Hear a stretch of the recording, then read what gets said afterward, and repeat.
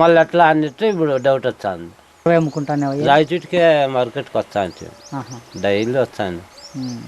ఇప్పుడు నిరుడు కూడా ఆ సైడ్ అంతా వేసిందండి, పొలంలో ఎట్లా నిలబడుకొని ఉండే. ఇప్పుడు వ్యవసాయం చాలా కష్టంగా ఉంది సార్. వ్యవసాయం అంటే ఇప్పుడు చాలా కష్టం అయిపోయింది. నీళ్లు లేకుండా పోయినాయి, చేసుకోవడానికి ఇది లేకుండా పోయింది, తినడానికి తిండి లేకుండా పోతుంది, తాగడానికి నీళ్ళు లేకుండా పోతాయని ఇప్పుడు చాలా ఇబ్బందులు పడతాను. 40 ఏళ్ల నుంచి చేస్తూ ఉండవు కదా? 40 ఏళ్ల నుంచి బాగా కాలం బాగుంది కాబట్టి బాగా చేసుకుంటా అంటే. ఇప్పుడు కాలం చాలా బెస్ట్ వచ్చేసింది, ఎద్దులు లేకుండా చేసుకుంటే అమ్ముకుంటే మేత లేక ఇంకా ఎనుపుగొడ్డు ఒకటి ఉన్నా, దానికి మేత దాన్ని కూడా అమ్మేసి ఎక్కడ పోవాలనేది ఆలోచన వస్తుంది అంతే.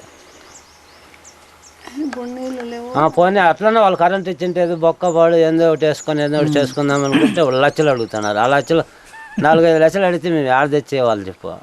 దానికంటే చూస్తాం ఆడ టైం ఉంటే అట్ట కానీ అన్నిట్టు అట్టే ఆలోచన చేస్తాము.